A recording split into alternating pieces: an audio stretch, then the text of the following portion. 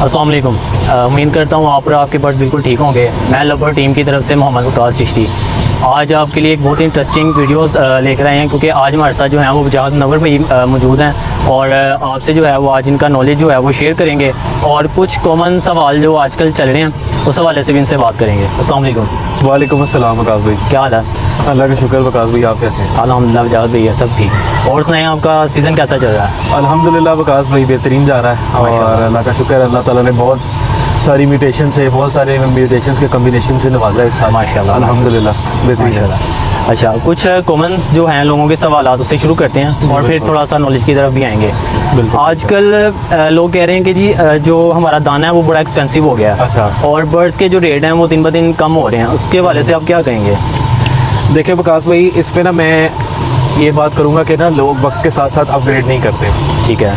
ठीक है। अब हुआ ये कि 2019 में एक मेरे बहुत अच्छे अजीज़ हैं, अब तो पहले एज कस्टमर मेरे पास आए थे लेकिन बहुत अच्छे जानने वाले हैं अब मेरे। सही माशाल्लाह। ठीक है। उन्होंने मेरे से 2019 में लिया ऑफलाइन। ठीक है।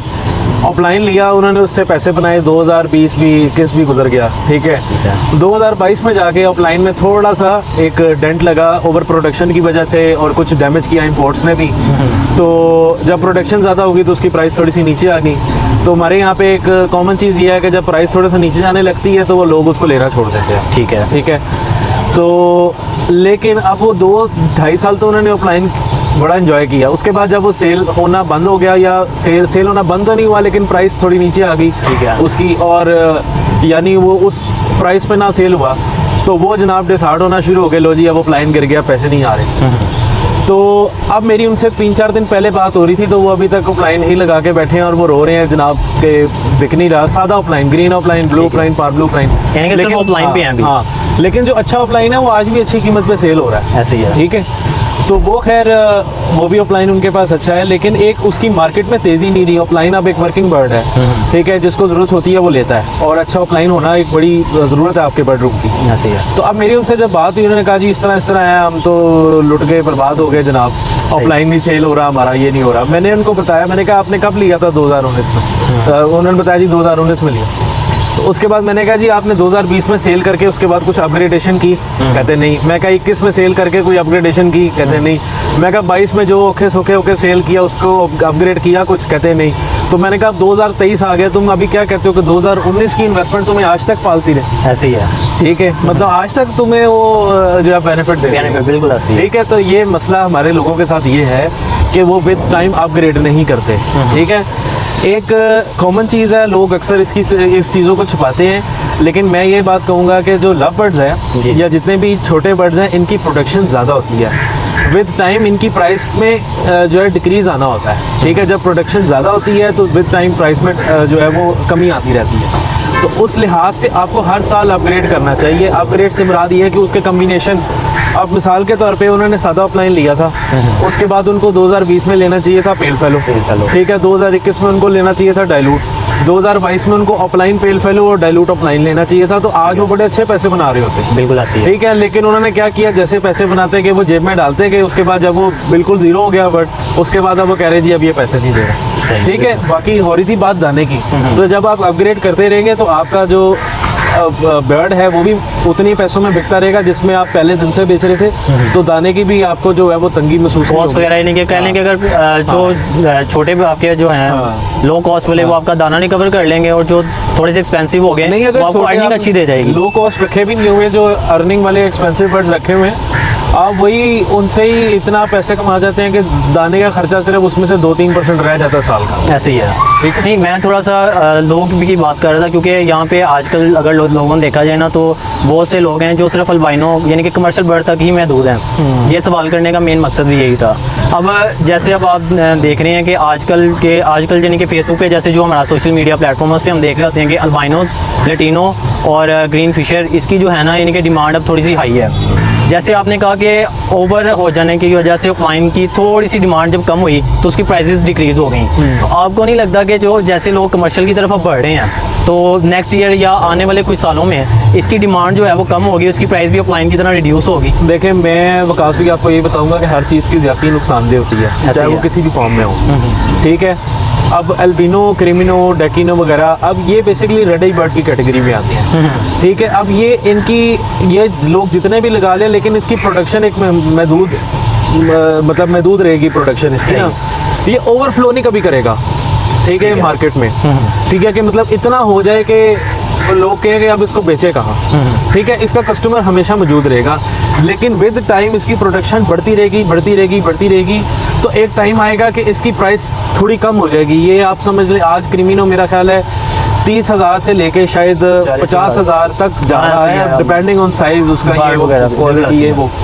ठीक है, लेकिन मेरा ख्याल है कि शायद और हो सकता है 2-3 सालों में ये आ जाए 15,000 पे, 20,000 पे। सही। ठीक है, और जिस तरह के हमारे बेसब्रे लोग होते हैं, जैसे जैसे उनके पास ब्रीड आती जाती है वो कहते हैं हमारा पहले बिक जाए, पहले बिक जाए। तो जब 30,000 रेट चल रहा है तो उन्हें कहना जी हम 25 का बेच दें, जब 25 का होगा उन्होंने कहना जी हम 19-20 का बेच दें, तो जब 19-20 का बिकना तो उन्होंने कहना जनाब हम 15 का बेच दें। तो ये हमारे लोगों का बेसिकली साइकी है, सब्र नहीं करते। ऐसी है। तो हालांकि मतलब एक रेट पे स्टिक रहे हैं तो वो उस चीज़ पे उस रेट पे चीज़ बिकती है, लेकिन सब्र नहीं होता कि बस मेरा निकल जाए पहले, मैं साइड में होकर पैसे जेब में डाल के बैठ। ऐसे ही है। तो खैर ये है कि ये ख़त्म नहीं होता ना, इसकी सेल बंद होगी कभी। एवरग्रीन बर्ड्स हैं, रेड आई बर्ड जितने भी होते हैं। ठीक है, तो मतलब ये है कि ये लगा लें, लेकिन एक अच्छी क्वांटिटी में लिमिटेड रखें। लेकिन ज़रूरी है साथ के जो लोग म्यूटेशंस हैं उसमें भी हैं, ये भी म्यूटेशंस ही हैं, ये कौन से वाइट बर्ड्स हैं, एल्बिनो, क्रिमिनो, डेकिनो, तो बस लेकिन इसको नाम के साथ थोड़ा सा अपग्रेड करें, इसको बस कमर्शियल का नाम दे दिया है वो।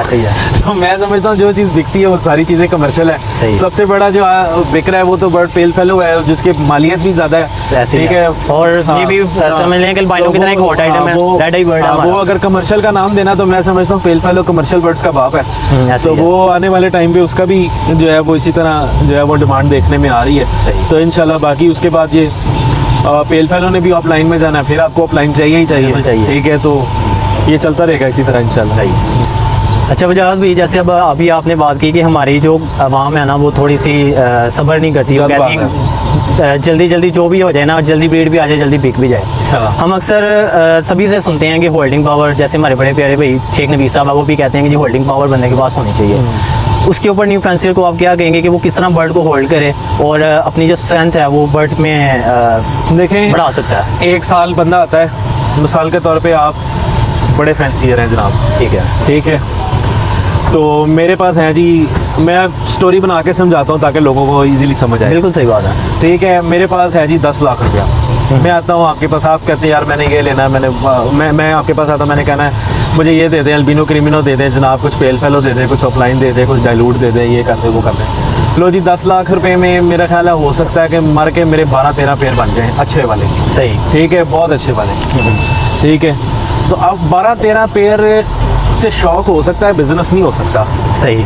ठीक है, 12-13 पेयर से आप मिसाल के तौर पे, मेरे पास जब मैंने स्टार्ट किया था तो 12 पेयर से शुरू किया था। सही। और तो मेरे पास पहले सीजन बच्चे आए थे तकरीबन कोई 70-75। सही, माशाल्लाह। बीच में से मैंने 50 रोके थे, ठीक है, और 20-25 बेचे थे। सही। और 20-25 जो बेचे थे वो भी पैसे दोबारा लगा दिए थे। सही। जो दोबारा लगाए 50 बर्ड, फिर 25 पेयर एनहांस हो गया। ठीक है, बाकी कुछ खरीदे, ठीक है, कुछ ये वो जनाब कर कर आके बड़ी मुश्किल जनाब 40-50 पेयर मैंने कर लिए। सही। जब 40-50 पेयर किए उसके बाद फिर मैंने जितने मेरे पास बच्चे आए, तकरीबन कोई 250 बच्चा आया, 300 बच्चा आया, फिर तकरीबन को मैंने बीच में से कोई 100 बर्ड बेचा और 150 या 200 फिर रख लिया मैंने। सही। फिर बढ़ाया उसको, फिर उसके बाद फिर 100 पेयर कर लिया। माशाल्लाह। ठीक है, 100 पेयर करके उसके बाद फिर तकरीबन 500-600 बच्चा फिर प्रोड्यूस करवाया। माशाल्लाह। ठीक है, फिर उसमें से 200-250 रख लिया। सही। ठीक है, 200-250 फिर बेचा। ठीक है, तो इस तरह करके अब ये है कि एक पेयर मैंने आज लिया है ना, तो मुझे उसका फ़ायदा आज से 2 से 2.5 साल बाद होगा असल। सही। एक पेयर लिया मैंने लाख रुपए का, उसके अगले साल मैं बच्चे बेचने जाता हूँ, वो पेयर जनाब हो जाता है 60-70 हज़ार रुपये का। ठीक है, एक बर्ड यानी हो गया 20-25 हज़ार रुपये का, 30 हज़ार रुपये का। होता नहीं है इतना ज़्यादा फ्रीक्वेंट, लेकिन हो जाता है। ठीक है, कुछ केसेस में। तो अब उसके मुझे क्या चाहिए कि मैं उसकी प्रोडक्शन लूँ, उससे मज़ीद पेयर बनाऊँ, एक पेयर से 6-7-10 पेयर बनाऊँ, ताकि 10 पेयर में जब मैं आऊँ और उसके बाद फिर मैं बस 20,000 रुपये का, 15,000 रुपये का जब उसका बच्चा बेचूंगा, तो तब मुझे उसकी प्राइस याद ही ना हो कि यार मैंने तो 50,000 का लिया था, आज मैं 15,000 का बेच रहा हूँ। तो 10 पेयर का अगर आप 15,000 के हिसाब से बच्चे लगाएं तो बहुत पैसे बन जाते हैं। सही, जाहिर सी बात है, और रिकवरी भी अच्छी खासी हो जाएगी। हाँ। और आपकी जो शेड है वो भी इंक्रीज हो जाएगा। बिल्कुल, काम करने का तरीका ये है कि आप नंबर बनाएं, नंबर बनाने के बाद उसकी सेलिंग करें। ठीक है, लोग पहले पेड़ लेते हैं, उसके बाद उसके पहले बच्चे नहीं आते, 3-4 बच्चे आते हैं जनाब, उसी को सेल करते करते वो जनाब उसको अपने जेन में ख़त्म ही कर बैठते हैं। ऐसे ही है। ठीक है, तो ये है कि सब्र, ठीक है, होल्डिंग पावर इसी को कहते हैं। होल्ड करके बर्ड बेचें, अपनी कीमत पे बेचें, अगले की कीमत पे तो हर वक्त बर्ड सेल हो रहा होता है। इसी तरह आज मिसाल के तौर पे मेरे पास अगर एक अल्बिनो का बर्ड है, मैं कहता हूँ यार अब मार्केट में बिक रहा है ना 13-14 हज़ार रुपये का, बड़े आराम से, ऐसे ही ठीक है, मैं कहता हूँ मैंने 15 हज़ार का बेचना है, इससे रुपया कम नहीं देना। 12 हज़ार वाले कितने कस्टमर होंगे, 13 हज़ार वाले कितने कस्टमर होंगे, कस्टमर होंगे, ठीक ऐसे ही है, है। मैंने बेचना 15 का, तो उसके लिए मुझे इंतजार करना पड़ेगा। ऐसे ही है। ठीक है, मैंने कोई बंदूक नहीं रखी हुई अपने पास के मेरे पास आएगा मैं उसे कहूँगा भाई तू दे रहा है भाई 2 और 15 दे के जाएगा। हाँ ऐसे ही ठीक है। तो ये चीज़ें मुझे इंतजार करना पड़ता है कस्टमर का। तो ये जब तक होल्डिंग पावर, अब यही है कि उसको अपने बर्ड को छोड़ना, स्पेस होनी चाहिए आपके पास, आप उसको रखें, वो यानी कि विद द टाइम बेचें, अपनी हाँ। प्राइस को स्टेबल करके बेचें। और मेरे ख्याल से यही मैंने भी ऑब्जर्व किया है कि जो जल्दी कर देते हैं ना, हाँ। फर्ज करें कि अगर हम, जैसे आपने 15,000 रुपये अल्बाइनो की बात की है, तो मैं भी 15 का करता हूँ, तो मुझे पता है कि यार इसने ये अभी पड़ा हुआ है, ये पता नहीं कब बिकेगा, क्या होगा। जब मैं इस तरह का सोचूंगा ना, तो फिर ये होगा कि मुझे कोई कहेगा ना 12-13 तो मैं दे दूंगा, प्राइस रिड्यूस करेगी, फिर इस तरह मार्केट में प्राइस स्टेबल नहीं रहती। अच्छा, प्राइस बेसिकली हम देखते हैं कि हर एक की मुख्तलिफ होती है, इसका कोई स्टेबल नहीं होनी चाहिए प्राइस के। फ़र्ज़ करेंगे जैसे पोल्ट्री में हम अक्सर होता है कि एक नरखनामा आता है और उसके ऊपर प्राइस जो लिखी होती है उस शेड्यूल के मुताबिक उन्होंने चलना होता है। तो आपको नहीं लगता कि इस तरह का शेड्यूल हर साल सीज़न स्टार्ट में होना चाहिए, ताकि जो प्राइसेस हैं वो उस हिसाब से चलें, न्यू फेंसर को परेशानी हो ना, बड़े ब्रीडर को जो है वो इस तरह का फेस करना पड़े। देखें वकास भाई, आप यकीन करिए आपने मेरे दिल की बात की और आपने इतना अच्छा सवाल किया है कि जिसकी कोई हद नहीं है। सही, ठीक है, बिल्कुल इसी तरह की प्राइस लिस्ट होनी चाहिए ताकि मार्केट में स्टेबिलिटी रहे। ठीक है, क्योंकि वजात का रेट और है, ऐसे ही है। ठीक है, फराज का रेट और है, अली का रेट और है जनाब, इस तरह किसी और का रेट और ऐसे ही है, है। ठीक है, तो कस्टमर कंफ्यूजन का शिकार रहता है। ऐसे ही है। ठीक है, क्वालिटी चलो आप उसमें एक बर्ड है मिसाल के तौर पे ग्रीन ऑफलाइन, आप उसको ग्रेड कर दो जनाब, ए क्वालिटी जो है जनाब 20,000 का, बी क्वालिटी 15,000 रुपये का, सी क्वालिटी 10,000 का, डी क्वालिटी जो है जनाब 5,000 रुपये का। सही, ठीक है, इस तरह की कोई चीज़ करके, लेकिन प्राइस लिस्ट अगर हो तो मार्केट में स्टेबिलिटी आएगी और बहुत ही अच्छा ये स्टेप होगा। लेकिन अब बात ऐसे है कि हमारी कम्युनिटी कुछ इस तरह की है जिसमें अफसोस के साथ कहना पड़ता है कि कोई अगर प्राइस लिस्ट उसको निकाल भी ले तो कोई उससे मुत्तफिक नहीं होगा। सही, ठीक है, तो बहुत बड़ा एक ग्रुप जो है वो उससे इख्तलाफ करेगा, कोई कहेगा कम है, कोई कहेगा ज़्यादा है। ठीक है, और कुछ लोग कहेंगे जनाब तुसी इस प्राइस से बेचो, मैं तुहानू बेचन नहीं देना, तो मैं इस तो सस्ता बेच के बखावांगा। सही, ठीक है सर, वो तो ये इस तरह के लोग हमारी कम्युनिटी में मौजूद हैं। बिल्कुल लेकिन ऐसे ही अगर एक आप समझ ले कि एक प्लेटफॉर्म पे इकट्ठे हो जाएं सब, जी, बिल्कुल। एक यूनिटी बना लें कि यार ये प्राइस लिस्ट है, इस पे हम सब मुत्तफिक हैं, तो एक बड़ी स्टेबल मार्केट चलेगी और ये बड़ा लॉन्ग टर्म और बड़ा फायदेमंद एक सर, इसमें सबसे ज़्यादा फायदा जो है न्यू फैंसियर को होगा, बिल्कुल ऐसे। क्योंकि उसको अब देखें, फ़र्ज़ करें कि आप अगर अल्बाइनो सेल करते हैं ना, तो आप कहते हैं मैं 15 का दे रहा हूँ, मैं अगर ब्रीड करवा रहा हूँ, मैं इतना नहीं फेमस हूँ या जो भी, मैं फ़र्ज़ करें फर्स्ट ईयर है मेरा, तो मैं उसको कहूँगा यार चलो मेरा 12 का भी बिकता है, ठीक है निकल जाए, 12,000 रुपया आ रहा है ना, ये चीज़ सोचते हैं हम, दे देते हैं। लेकिन वो प्राइस इसी तरह ही जो है ना वो कम ज़्यादा कर देते हैं और फिर लोग जो है ना वो ये भी कहते हैं कि स्टेबिलिटी जो है ना मार्केट में नहीं रहती। तो ये एक मेरा सवाल था, तो मैंने कहा चलें इसके मुताबिक भी आपका पॉइंट ऑफ व्यू रहती है। और दूसरा मुझे ये बताएं कि जैसे हम फेसबुक पर देख रहे होते हैं कि लोगों ने कहा जी हमारे साथ ये हो गया, इस तरह हो गया, ये मुश्किल आ गई, हमें बताने वाला कोई नहीं था। जिस तरह हमारा एक मार्केट स्टेबल करने के लिए होना चाहिए प्लेटफॉर्म, यानी कि कोई इसके लिए काम होना चाहिए, आपको नहीं लगता कि कोई विंग ऐसा होना चाहिए यूट्यूब के अलावा, कोई ऐसा विंग होना चाहिए जो प्रॉपर्ली इन्फॉर्मेशन न्यू फेंसर को देता हो?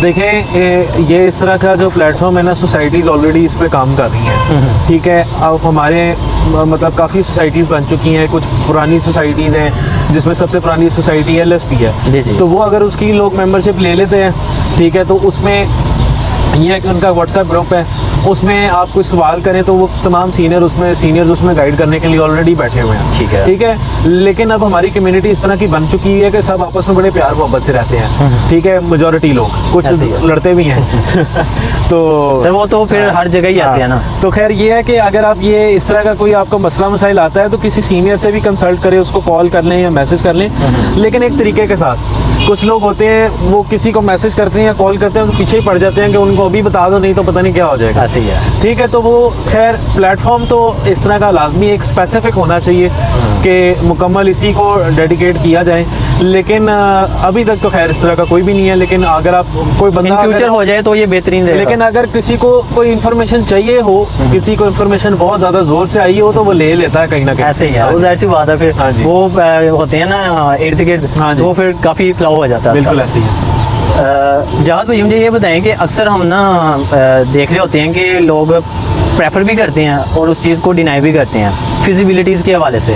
आप क्या समझते हैं कि ये जो फिजिबिलिटीज़ रिपोर्ट्स या वीडियोस वगैरह जो आती हैं ये न्यू फैंसर के लिए कितने हद तक कारआमद हैं, और ये हॉबी के लिए बेहतरीन है, ये होनी चाहिए या नहीं होनी चाहिए? देखें, फिजिबिलिटी रिपोर्ट्स जो है ना उसमें नो डाउट लवबर्ड को बड़ा उठाया, ठीक है, क्योंकि 70 to 80% लोग जो हैं वो सिर्फ इसमें पैसे कमाने आए हुए हैं। बिल्कुल ऐसे है। ठीक है, तो जब बर्ड बिकता है तो शौक भी बढ़ता है। ऐसे ही है। ठीक है, तो फिजिबिलिटी रिपोर्ट्स ने, ठीक है, इसको एक बूम दिया था।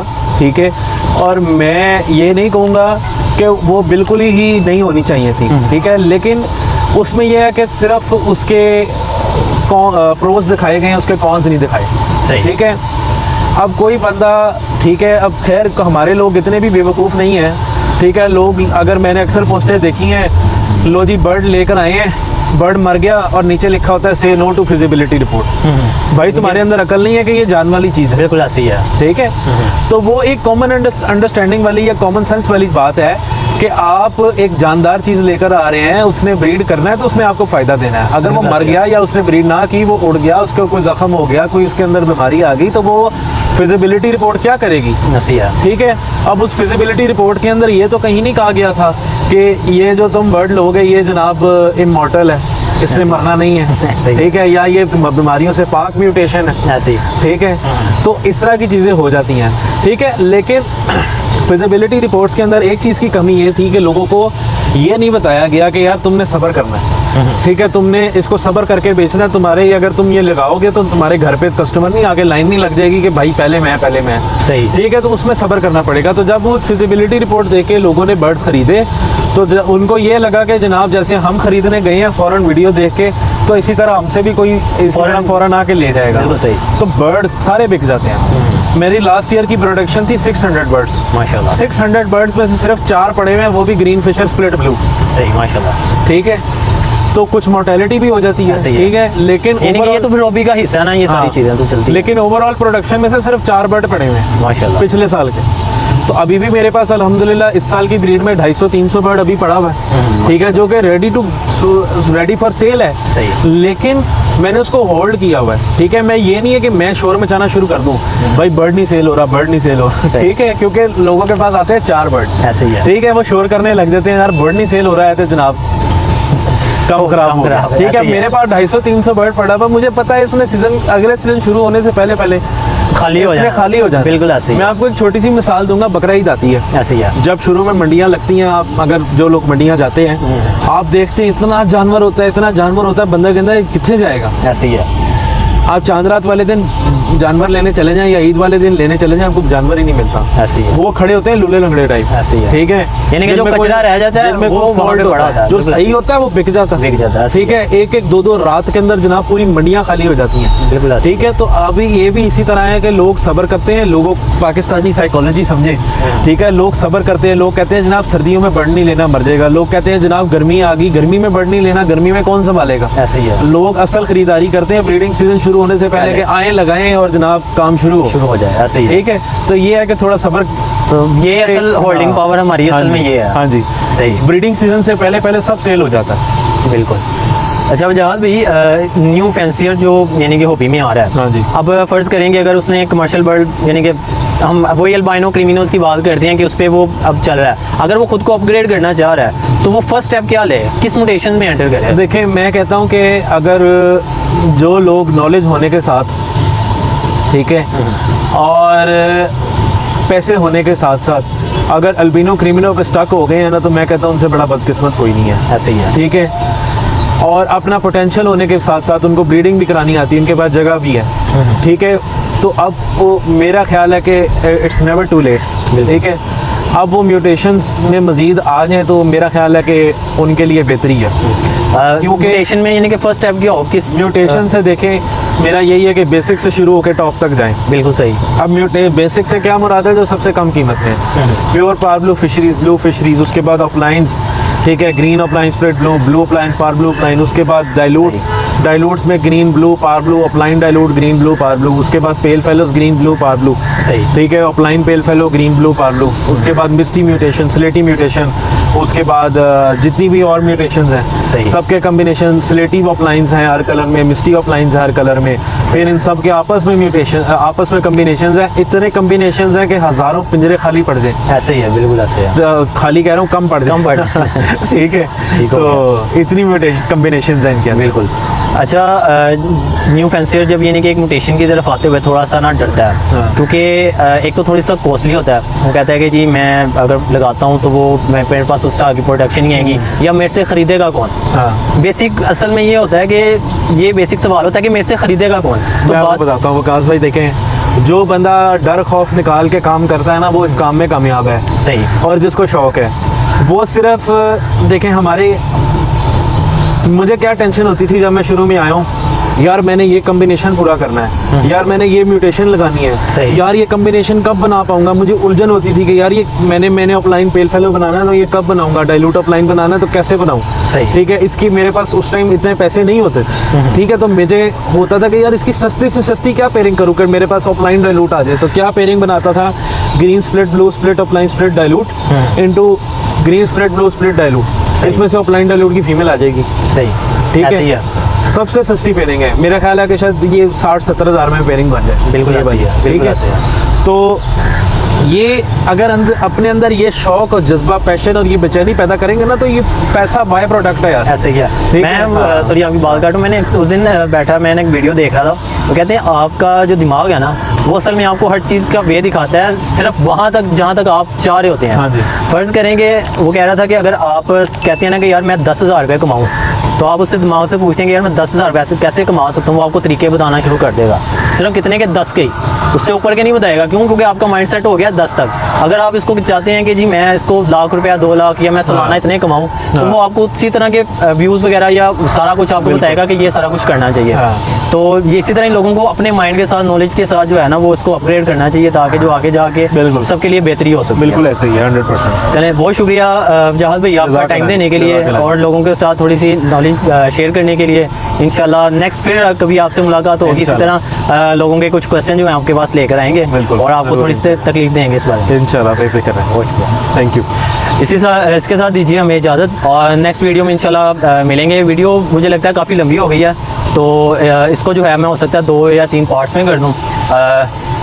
फुल वीडियो देखिएगा और आपको वाकई ही वीडियो का देखने का मज़ा आएगा।